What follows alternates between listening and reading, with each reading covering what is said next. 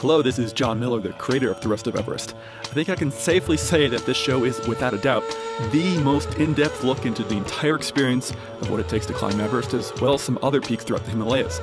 But all of the events in this series are shown in chronological order, so if you're new to the show, please go all the way back to episode 000 and watch everything in order. That's truly the best way to enjoy it. Thanks. Registration for our 2011 workshop trek is open, and we do still have space available. This year we will not be visiting Everest, but instead we'll be trekking to a mountain in western Tibet called Mount Kailash.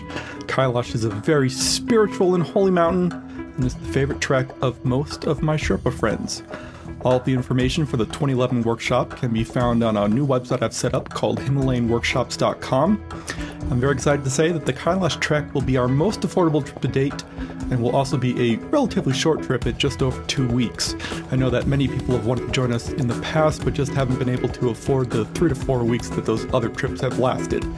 So far, we already have a few repeat customers from our first and second workshop treks, and that just goes to show how important and meaningful these trips are to everyone who participates. They're so much more than an outdoor photography classroom. They're the adventure of a lifetime. Again, please visit HimalayanWorkshops.com for all the details, and we hope to see you at Kailash in 2011.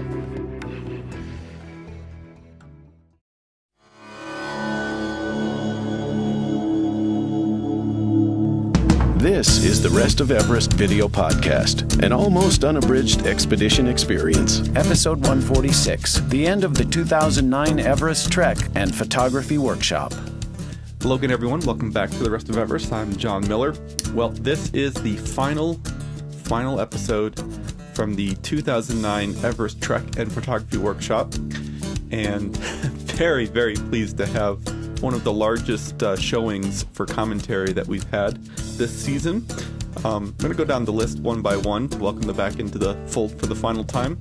We have Steve Beatty calling in. How you doing, Steve? Hey, I'm doing great, John. How are you? Doing wonderful. John Coleman, as always, calling in. How you doing, John? I'm doing fabulous. I guess this will be the last of the John and John shows, huh? Yeah, I guess so, yeah. As always, we have Tilo calling in, actually this time from Turkey on business. How you doing, Tilo? Hey, great, and greetings from Ankara. It's always amazing how good Skype can sound when you're not in the U.S. And then we've got Steve and Andy Wolf. How are you two doing? Doing great. Thanks, John. How are you? Terrific. And as usual, we have John Farah calling in. How you doing, John? Greeting from Berlin. And we also have Jeff Coe calling in. How you doing, Jeff? Doing well, John. Thanks. And also this week we also have Kyle calling in. How you doing, Kyle? Haven't heard from you in a while. I'm good. How are you? Doing well. And finally, last but not least, we have another seldom seen couple. We have Chris Marquardt and Monica calling in. How you guys doing? Woo! Good. It's glad to have all of you back. And yeah, so sad to say that this season's coming to a close. But I guess we'll talk more about that at the end of this episode. But this was quite an experience, and I know everyone had a wonderful time. I hope all of you have had such a great time doing these episodes as well.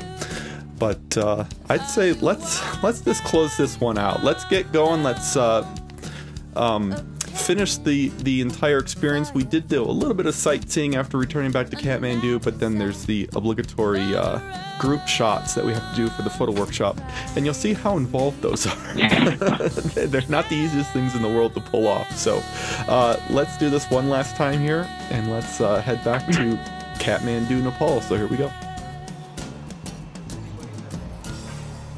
So here we are back at the Hotel Marchandi. Ooh, yes, I know what that is. Setting up for the group shot. Mm-hmm. Yeah, and Chris and I had set up our cameras. There's Tilo. Chris and I had set up our cameras on top of, I think it was like the money exchange. Yes. Yeah. What's that? Oh, that's the changing of the tripod plate. So what we're trying to do here is do the before group shot. The before everyone had shaved group shot and time. properly showered. Okay, let me set up the tripod first. Look at this bearded man. I think it's Santa Claus. It's not wide enough. Beard is not wide enough. Okay. Of course, the fact that we hadn't all showered yet made it all the harder to get everybody to bunch together to take the photo. Oh, I think by that time we were actually all used to it. Yeah, we didn't care anymore. Yeah, it was a group funk. All of you. Yeah. Brad. It's good that we don't have any smell of You need it. all your attention. Come step That will forward. come in season 6. Forward, forward. Stop. Tilo is first. Okay. As a group shot only works if everyone is kind of really together. There you go. So we already have everyone's cooties. Yes. Oh yeah, group shots are always fun to set up. I'm noticing now that when I was editing, I Test exposure. didn't realize, but histogram check. we all have our backpacks on. Oh yeah, that was an important thing. I'd forgotten all about that. Okay. I totally love that group shot. The way it came out. Yeah, this group shot is my favorite. The final one wasn't as exuberant, I think. I think everyone was getting really sad by that point. That's good. We need 2 more spaces. Now Showing up Brad might be good. Like this, we need a group more shaped like this. So you guys come together a bit. Unfortunately, we didn't have the Sherpas in this shot. Yeah. Well, we've got Sonam. Yeah, Sonam was with us.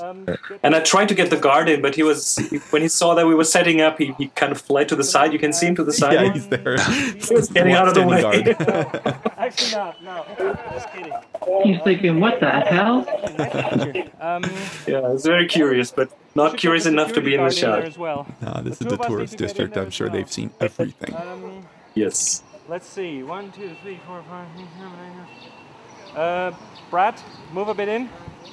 That's, by the way, a good trick if you want to do a group shot and have a nice clean background. You just shoot from above. Good robot. And this way you get rid of most of the stuff in the background. Yeah, and that parking lot was all That's perfect. pavers and stuff. It was really nice. Yeah. It was much nicer than some of the roads around. This is going to work. Unfortunately, the shots from the above aren't exactly flattering to those of us that are follically challenged. Oops. I didn't do that on purpose. What you do is you use an intervalometer. But they're very flattering because they reduce the amount of chins you have. Every 3 seconds. People looking upwards always have less. And it's going to work. Covers the spare tire. Yes. But I can tell you after the trek, nobody has any. Oh, I actually still had one. You'll see it in just a minute. It's preset. You just preset it to 3 seconds. Oh, look at the beard. The food was just too good. It's digital. We can delete them, okay? So, John, are you going to be with us on the shot as well? That gadget's pretty cool, Chris. That has saved. I have one too, but that's Tilo's. Yeah, and that has saved my butt a lot of times when doing group shots. Where are you going to stand? Huh? Where are you going to stand? The 2 of us should be in the back. Yeah, last time I had Canon to make this. Next to Kyle. Yep, Canon. Oh my goodness, what's the name of that? I don't know. It's. It'll be fun. I think the professional term for it is Wow, intervalometer. this Yeah. camera keeps shooting. And it's a Canon product because Nikons don't need it. They have it built in. Most Nikons have it built in. Yeah, Nikons have it built in. And this one is a cheap Chinese one. Okay. Yes, that one was ripped off from Canon. Okay, camera is firing. It did the job. Last check. Gotta love the internet. Just one last check here. Okay, there I am. Watch. Okay, it's good. That's readjusting my spare tire. There we go. Okay. No, you're just tucking in your shirt and pulling up your pants because you lost so much weight. Okay, now you can see Chris running downstairs. Should be there any second. You can hear the camera. It's already gone. It's nice.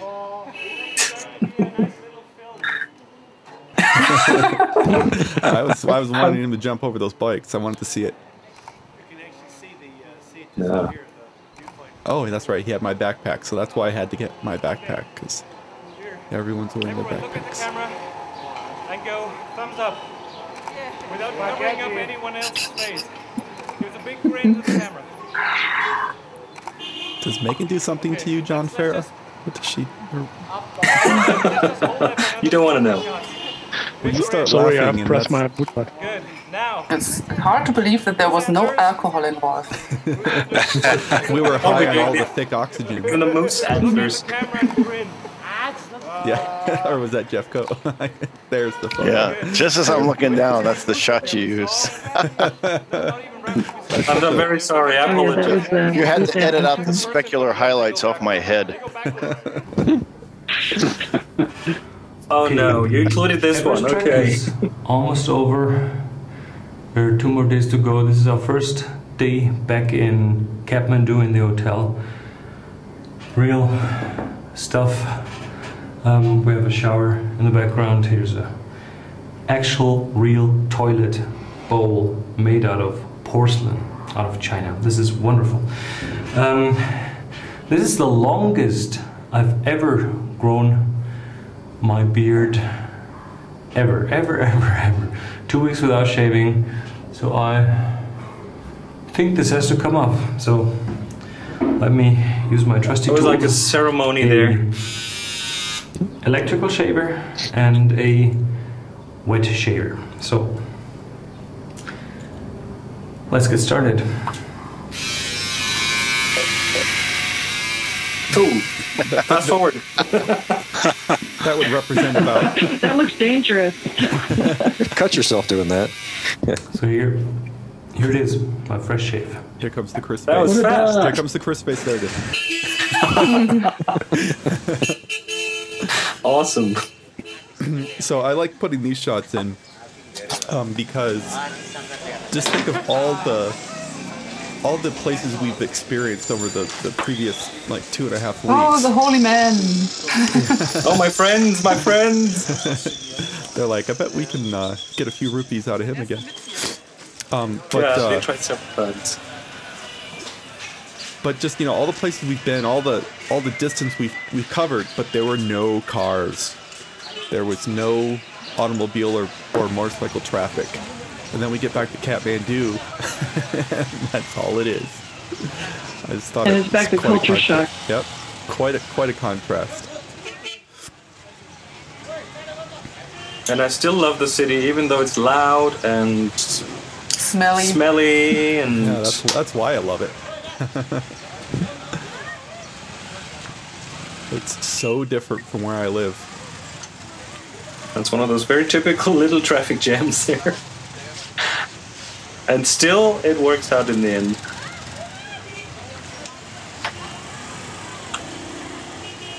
Yeah, it's like an Oklahoma 4-way stop. The smartest person goes first. Andy Wolfe, WOLFE, said that. Send your emails too. Hey, I spent 7 years in Oklahoma. I know what I'm talking about.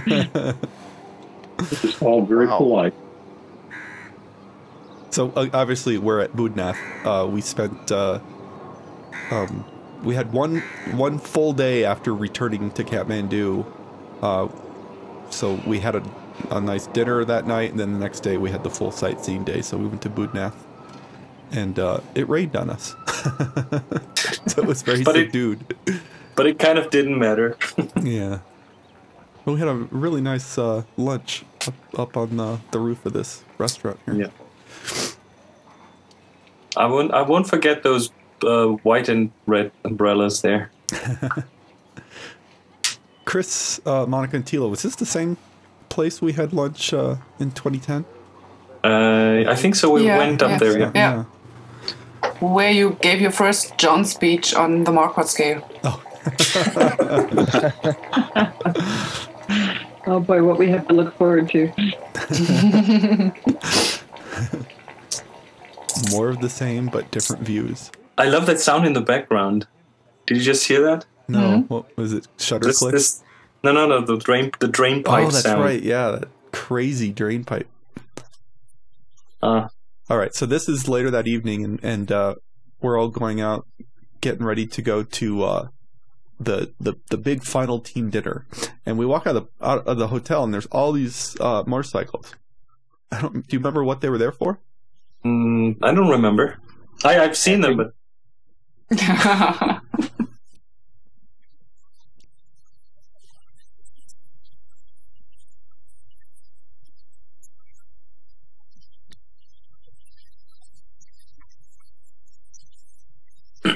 This is the famous Rum Doodle, which actually has changed locations now. But this is the place where any Everest summiter can go and get free food for life. And what everyone typically does is they get one of these Yeti footprints. And you can sign it and stuff. So we obviously made one for the Everest Trek 2009. Oh, yeah. Everyone's signature there. I wonder if they moved them to the new place, though. I'm not sure. We didn't check it out at all this year. So this is very difficult to hear, but I put a lot of it in here. But like I said, this was the final team dinner. And at Jeff being tired. Yes, we were all exhausted. So yeah, you can enjoy Jeff continuing to yawn here. But what I did was that, I had At least I didn't snore. I had T-shirts made up for everyone, and so I handed them out. And I think, correct me if I'm wrong, but as I handed them out, I kind of said a little something about every person on the trek. Ooh, that wasn't me. Who shot that? Was I shooting That's that? John Farah. Oh, sure, yeah. We wanted to give you a present. Okay, we'll have to work on that focusing thing. And Andy there is giving Chris and I some posters that the group had signed for us. It was very nice.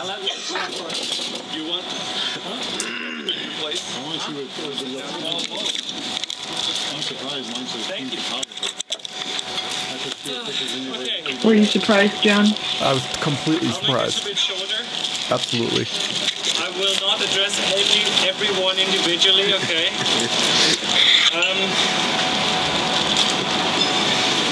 I didn't really know you guys when we started this thing, other than from the Skype call. I knew Thilo, because he was on a workshop before, 2 workshops actually before. I knew John Farah, because he was on a workshop before. But other than that, we're just a bunch of strangers. And yeah, it's turned into something totally different. Thanks all for being here. Need anything else here? Know where to find me. Okay. Thank you. See, that was edited way down. I'm not good at doing speeches. The podcast needs to be created, and so we'll be reliving the whole experience over the course of many months. You'll really be able to share the experience with your friends and family in a way that I look forward to hearing what all of you have to say in the commentary from my show. And it's going to be a really good time. That sure was a prophetic statement. I saw progress. I saw you guys starting to think in a different way. A lot of you started to look in a different way at things. If you walk around and you do a lot of framing in your mind, I consider that a success. If you are more in photo mode in the future. So I thank you all for playing along. I hope I didn't tax you too much up at altitude with some of the lessons there. I know some of you were awfully tired up there, but I hope that some of that stuff. So thanks all, and so this was obviously the final morning before we all flew out. Only non-still photographer. Well, you did have a punch hood, right? No, I didn't bring a still camera. I saw a picture of you taking pictures with a point and shoot. I offered to take pictures of couples or families along the trails, knowing that they typically would always be missing at least one person in each photo they had. Yeah. So I always, whenever I see family or couple, I offer to take their photograph. And someone photographed you doing that. Yep. As I understood it, several people in our group had brought cameras with them. So, yeah, Imagine that. So, a bit out of the line of the others. What did you bring in terms of equipment? I thought this was good information. Especially a lot of people have asked this stuff about me, so thanks for filming it, Chris. I didn't bring any still equipment because I don't take stills. The majority of my... a lot of them. Well, okay. Yes, I don't take a lot of them. I ended up bringing such an old joke. My HDV camcorder, which it's not the latest or greatest thing anymore, but it's a camera that I have a lot of familiarity with. I know what kind of battery life to expect from it. I also know how to use it to get exactly the results that I want. So it also fits in well with my workflow because I archive everything that I shoot. And for me currently, it's just easier to keep archiving to tape. So it actually shoots on mini DV tapes. But I buy professional tape. It's not something you just buy at like a grocery store, so it actually holds up a little bit better. I brought a light tripod by a manufacturer called Liebeck. And it's the same model tripod that I've been using for about a decade now. It's lightweight and it's fairly inexpensive, so that if I needed to leave it behind, because it weighs about 7 pounds, if I need to leave it behind to free up some weight in my luggage, at $150 or so, $175, it certainly won't break the bank, and that would be less than, in many cases, less than an overage fee. Let's see, I brought... And I'm using one too. Nice, that's right. Around 10 you recommended that to me. It's very good. The highest capacity batteries for my camera. And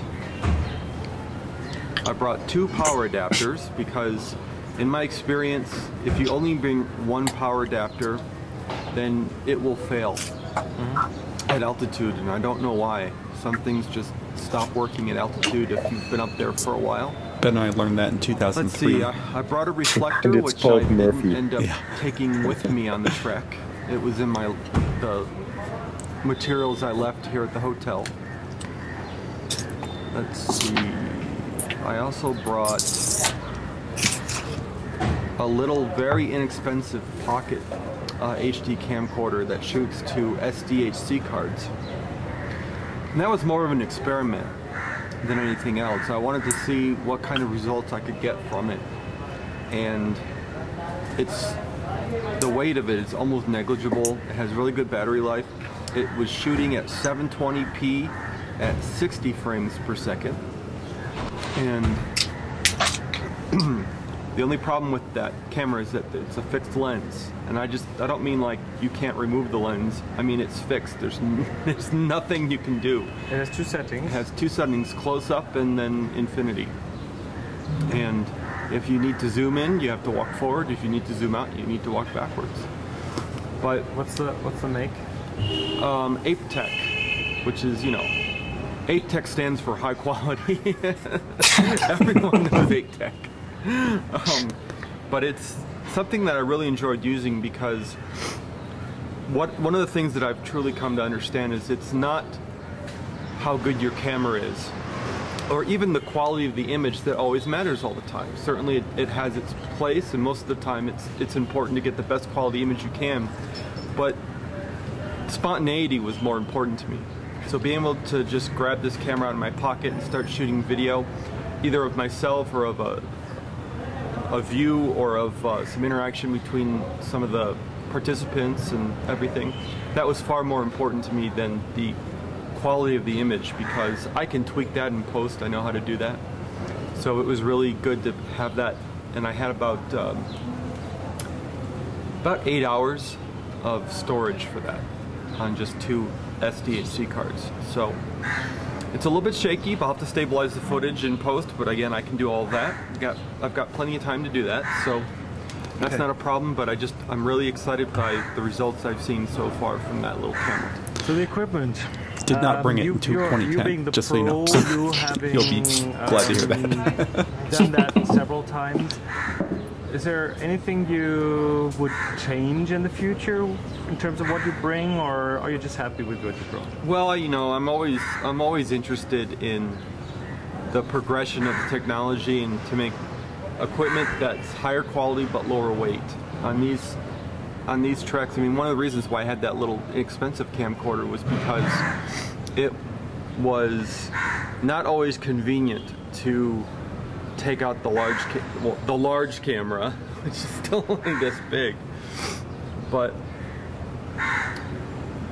I ended up having Karma, who's sitting right over here.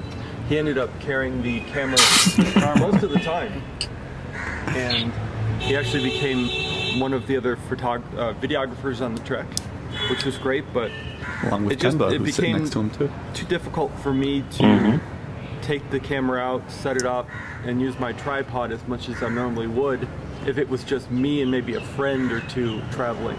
But because of the entire group, if I was to get all the shots that I wanted, exactly how I wanted to get them, I would be miles and miles behind the rest of the group. Which actually happened, I think, the second to last day. I decided I just wanted to get the images that I wanted to, and I was very far behind the rest of the group, but it worked out. That's actually pretty clean, Chris. I keep it clean, yeah. Wow, this is much better though.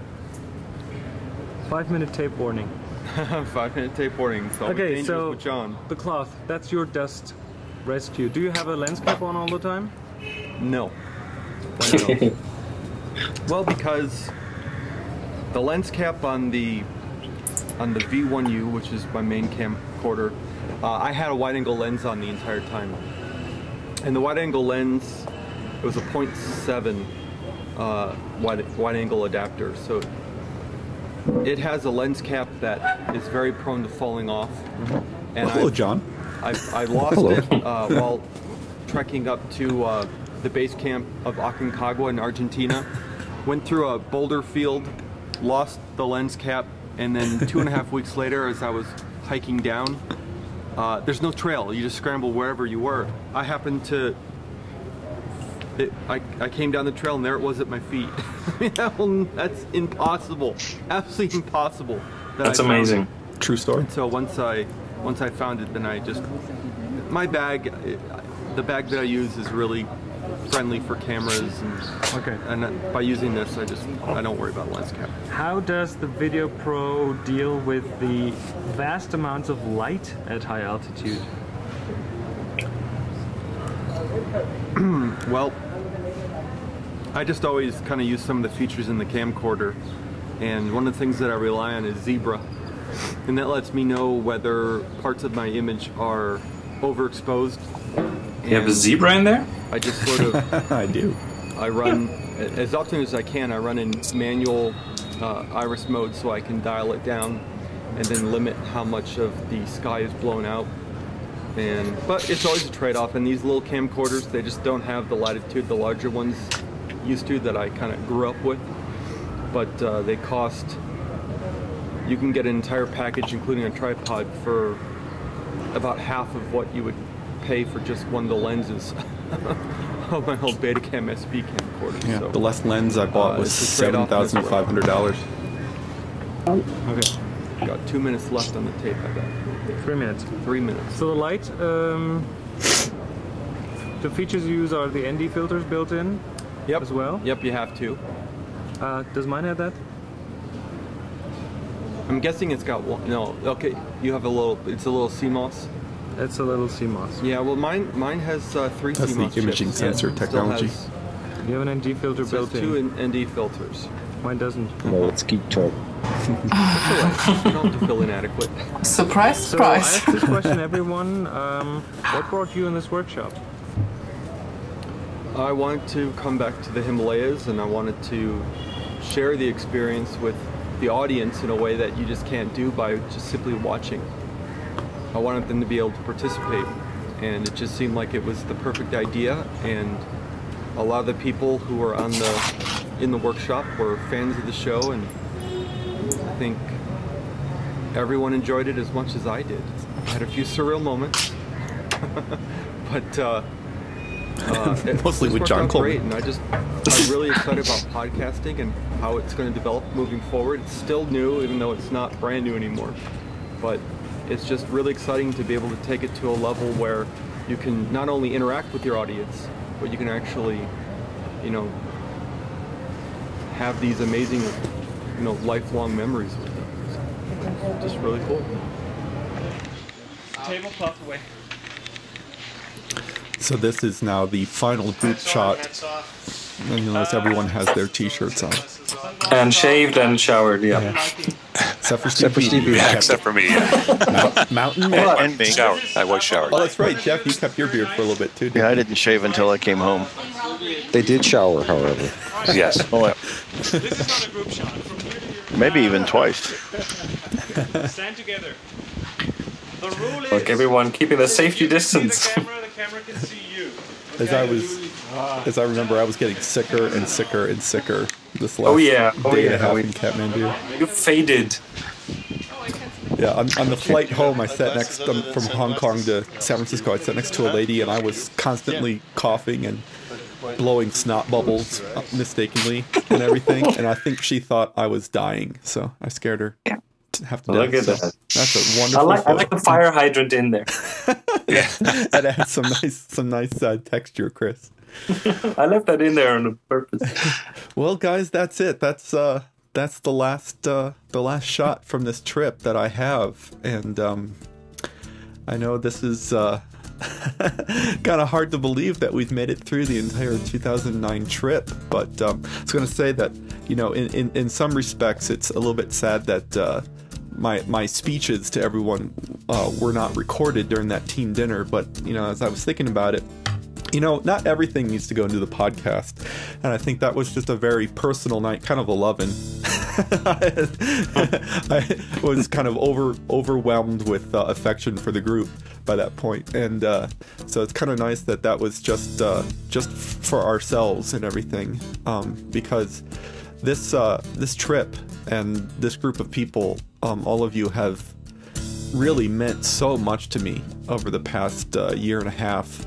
And when I came up with this idea, I had no concept of just how attached I was going to get to the participants and to the experience as a whole.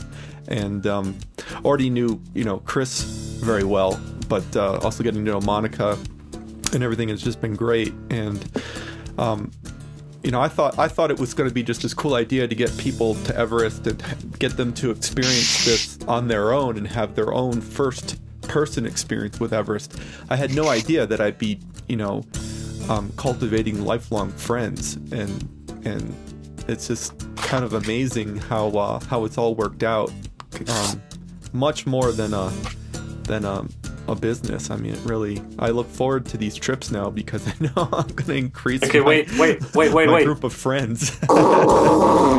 Sorry, I had to blow my nose. No, I mean, There should be a mute button on your microphone, Chris. No, that was on purpose. Oh. No, I mean, I'm starting to cry. No, you guys have just been the greatest, and I enjoyed every minute of the 2009 trip, as I did the 2010 trip, and look forward to the 2011 trip. But no, this was the first one, and it's kind of hard to ever go back and recapture the magic of this particular group and everything. And so it's so nice that it's documented in such an exhaustive fashion, because I get to go back and revisit with you guys anytime I want. So I just really thank you for that, and thanks for all of your dedication to the podcast, and I guess just thanks for taking a gamble on us and signing up for this not inexpensive trip. So thanks a lot, guys. I really appreciate it. Thank you. It was a pleasure, John. Thank you, John. Thank you. So, how many episodes were this now? How many episodes was the 2009 trip? Yes. Do you have an idea? Oh, John Coleman, you just blogged about, what was the first episode? First one was, I think, 114? 114. Yeah, 114, I think, yeah. Not counting the preview.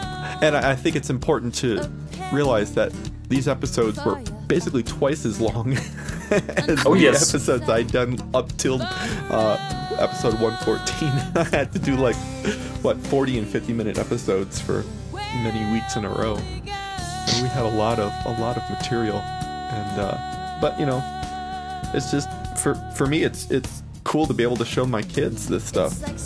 This was the first trip that basically changed Daddy's life again. Because now I get to go back every year. And yeah, I just look forward to these recording sessions. I could go on and on and on, but I should probably cut it a little bit short here because the audience are going to probably start yawning. Yeah, John, we understand you like the group. But no, I mean, no, you guys, I mean, I look forward to these recording sessions because I get to catch up with my friends. So what's very important, dear audience, we love John too. Yes, absolutely. We all love John. He's a wonderful guy. And Chris and Monica. And all of you. And all of you. And again, I could not have done, and each other. Could not have done this trip without Chris and Monica. So thank you guys for your partnership and all of this. And I hope to see some of you on future trips, hopefully. I know we'll be seeing Tilo from this group. Oh, yes. You'll get to know Tilo all over again in the next season. And he's coming along with us on the 2011 trip. Awesome. But, you know, I also want to congratulate Steve Beatty because he's getting married in a few months. Yes, I am. Yay. Thank you. He got engaged while the season 4 was going on, so yeah, congratulations. And awesome. Thank you. Yeah, I just really I'm gonna miss you guys, so let's keep in touch. And that season's over, but communication by all means is not over, so take care, you guys, and if you ever need anything, you know where to find me. Thanks, John. You bet. Thanks, John. Thank you. All right, guys, we will we'll see you later, and we'll be starting season 5 in just a little bit. Do need to take a little bit of break to organize myself, get my footage in order, archive season 4, and then we'll be starting back up with season 5. So thanks a lot, guys, and I guess that's it for the 2009 Everest Trek and Workshop. So bye. Cheers, guys. Bye. Bye. Bye. Bye. The Rest of Everest is downloaded all over the world every day, and watching the show has become a part of many people's weekly routine. The show will always be free to download, but it's by no means free to produce. Please help me cover my costs by making a small monthly or one-time donation from the right sidebar on my website, and in return I'll give you some cool bonus materials. A donation of any amount will grant you access to some interesting video content, including high-definition versions of several podcast episodes. A one-time donation of $25 or more, or any of the monthly donation options, will additionally grant you access to a downloadable version of the film Everest: The Other Side, which episodes 1 to 61 are based on. I really cannot express how vital these donations are, and if you've made a donation, thank you so much. As always, our announcer is Marlon May, and our music is provided by Wendy Wu. Check her out at wendywoo.com. Thanks so much, everyone, and we'll see you next week. Thank you for watching The Rest of Everest. For more information on the expedition, please visit therestofeverest.com.